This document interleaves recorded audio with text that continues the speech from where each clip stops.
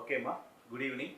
நம்ம இன்னைக்கு பார்க்க போகிற டாபிக் வந்து பார்த்தீங்கன்னா electrostatics of conductors and dielectric பற்றி பார்க்க போகிறோம்.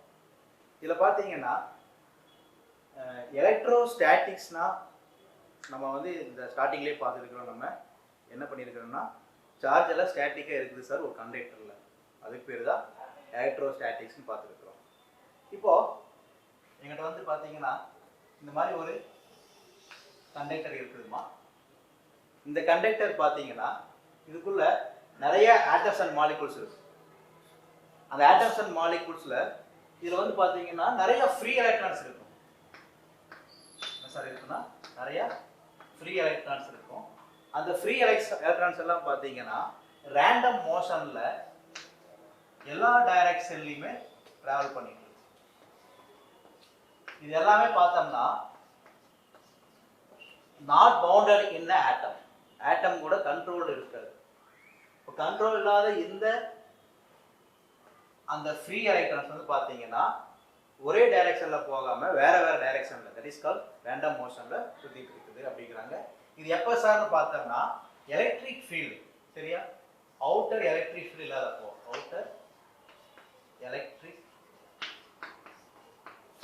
ஃபீல்ட் ஈக்குவல் டு 0 அப்படிங்கும்போது, அவுட்டர் எலக்ட்ரிக் ஃபீல்ட் சொல்றது போல நீங்க எக்ஸ்டர்னல் எலக்ட்ரிக் ஃபீல்ட் சொல்லலாம். நீங்க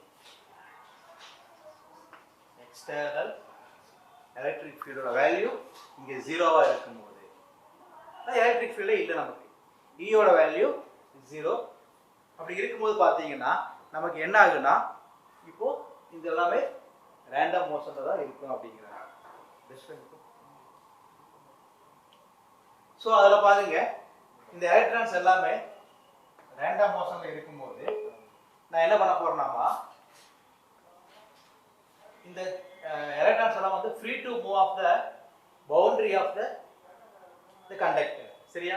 இந்த ஃப்ரீ எலக்ட்ரான்ஸ் என்ன சார் ஆகுதாமா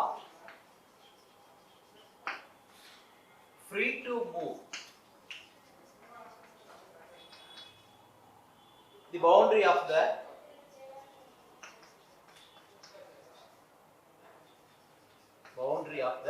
conductor. அதான் என்ன சார் சொல்றாங்கன்னா இந்த ஃப்ரீ எலக்ட்ரான் வந்து பார்த்தோம்னா யாரோட கண்ட்ரோல் இல்லாம இதோடைய பவுண்டரிக்கு கூட எல்லா பக்கம் இங்க ஆரம்பிச்ச இந்த ஃப்ரீ எலக்ட்ரான் இந்த பவுண்டரிக்கு எல்லா பக்கமே அதனால டிராவல் பண்ண முடியும் அப்படின்னு சொல்ல வர்றாங்க, சரியா. இதுல பாருங்க, சப்போஸ் ஓகேவா எலக்ட்ரிக் ஃபீல்ட்லாம் பார்த்தோம்னா இது இல்லாதப்போ நான் என்ன பண்றேன்னா சார் இதுல ஒரு எக்ஸ்டர்னல் எலக்ட்ரிக் ஃபீல்டு எடுத்துக்கலாம் நம்ம உதாரணத்துக்கு, சரியாமா. எக்ஸ்டர்னல் எலக்ட்ரிக் ஃபீல்டு அப்ளை பண்ணும்போது என்ன ஆகுதுன்னு பார்க்கலாம் நம்ம. இப்போ இதுல பாருங்க என்ன சொல்லிட்டு நான் இந்த இடத்துல வந்து ஈயோட வேல்யூ வந்து 0. ஃபர்ஸ்ட் பாயிண்ட்ல வந்து இந்த external electric field or electric ஃபீல்டோட வேல்யூ 0வா இருக்கும்போது இது எல்லாமே பார்த்தோம்னா நிறைய ஃப்ரீ எலக்ட்ரான்ஸ் இருக்கும். இந்த எல்லா ஃப்ரீ எலக்ட்ரான்ஸுமே இதனுடைய பவுண்டரி வரைக்கும் ஃப்ரீயாக ட்ராவல் பண்ணும். ஸோ அதனால் ட்ராவல் பண்ணுறங்காட்டி இதனால் வந்து பார்த்தீங்கன்னா ஒரு யூனிஃபார்ம் டைரக்ஷனில், சரியா, இது வந்து நான் யூனிஃபார்ம் டைரக்ஷனில் ட்ராவல் பண்ணும். நான் யூனிஃபார்ம் டைரக்ஷனில் தான் ட்ராவல் பண்ணுது. ஸோ அதனால் ஒரு நெட் கரண்ட் ப்ரொடியூஸ் பண்ண முடியாது. நெட் கரண்ட் வந்து இங்கே நமக்கு இருக்காது, சரியா. அதாவது பார்த்துக்குங்க, இங்கே இந்த புறா வேடனுங்கிற அந்த கதையை பார்த்துருப்பீங்க. அது என்னன்னா அந்த எல்லா புறாக்களும் பார்த்தீங்கன்னா ஒரே நேரத்தில் சிறகடிச்சு பறக்கும் போது மட்டும்தான் அந்த வலையை தூக்கிட்டு போக முடிஞ்சது. அதே மாதிரி தான் இங்கே இருக்கக்கூடிய எல்லா மொபைல் சார்ஜஸுமே ஒரே டைரக்ஷனில் ட்ராவல் பண்ணும்போது மட்டும்தான் நமக்கு வந்து பார்த்தீங்கன்னா கரண்ட் வந்து கிடைக்கும். எல்லாமே ரேண்டம் டைரக்ஷன் இருக்கும்போது பார்த்தோம்னா கண்டிப்பாக நமக்கு கரண்ட் கிடைக்காது. அதனால தான் இங்கே நெட் கரண்டோட வேல்யூ வந்து 0ன்னு போட்டிருக்கு. ஸோ இங்கே வந்து என்ன சார் ஆச்சுன்னு பார்த்தீங்கன்னா கரண்டே இருக்காது. அப்படி இருக்கிறதுக்கு பேர் தான் எலக்ட்ரோஸ்டாட்டிக் ஈக்விலிபிரியம்.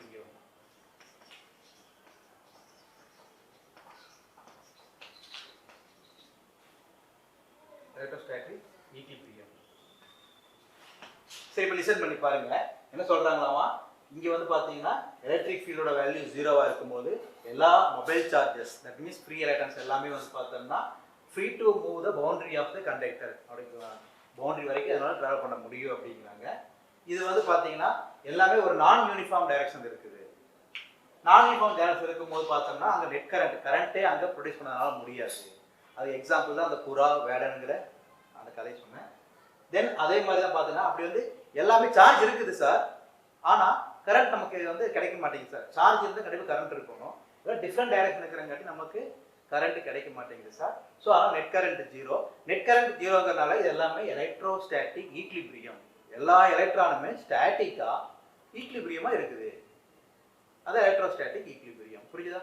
எல்லா எலக்ட்ரான்ஸுமே இதுக்குள்ளேயே இந்த கண்டக்டருக்குள்ளேயே ஸ்டாட்டிக்காக ஒரு ஈக்லிபிரியமாக இருக்குது. அதனால் கரண்ட் உருவாக்க முடியல. That is called electrostatic equilibrium அப்படின்னு சொல்கிறாங்க. இதில் வந்து பார்த்தீங்கன்னா இது பேசிக்காக சொல்லிக்கிறாங்கம்மா. இதில் ஒரு 4 கேஸ் கொடுத்துருக்குறாங்க. நம்ம ஃபர்ஸ்ட் கேஸ் மட்டும் இந்த பேசிக்கோட சேர்த்து பார்த்துடலாம். இப்போ பாருங்க அந்த ஹெட்டிங் படி பார்ப்போம்.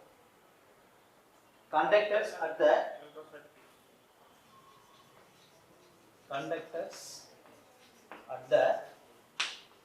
electrostatic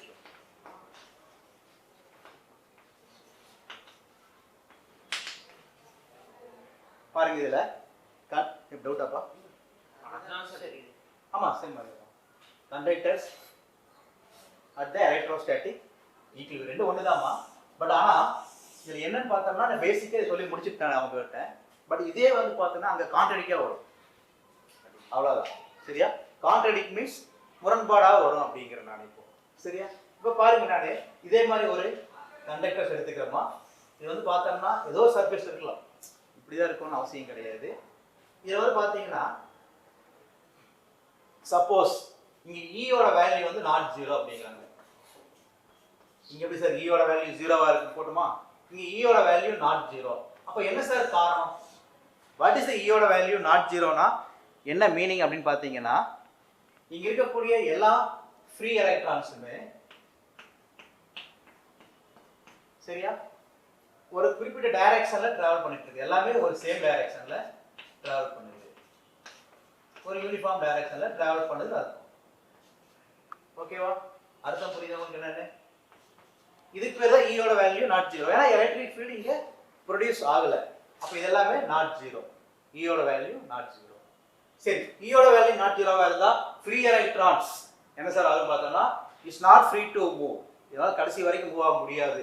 it's not free to move the boundary of the conductor. கரெக்டா? அதனால மூவ் அப்படின்னு போட்டு சரியா பவுண்டரி வரைக்கும் போகும் சார். பட் ஆனா இது என்ன ஆகுன்னு பாத்தீங்கன்னா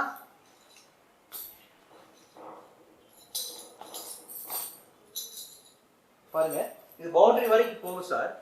ஆனா எல்லாமே ஒரு யூனிஃபார்ம் டைரக்ஷன்ல போகும் சார் அப்படிங்கிறாங்க.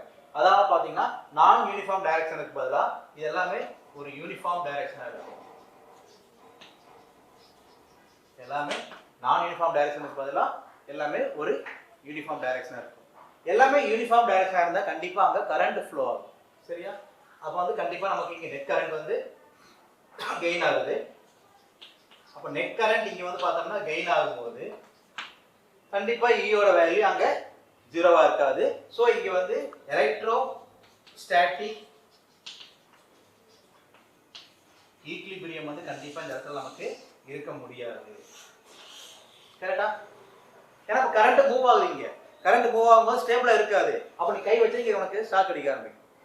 அதனால தான் என்ன சார் அவங்க எலக்ட்ரோஸ்டாட்டிக் ஈக்லிபிரியம் இருக்க முடியாது அப்படிங்கிறாங்க. இப்ப பாருங்க, இப்ப எங்கிட்ட வந்து பாத்தீங்கன்னா இந்த கீ அப்படிங்கிறது கூட ஒரு கண்டக்டர் தான். கரெக்டா?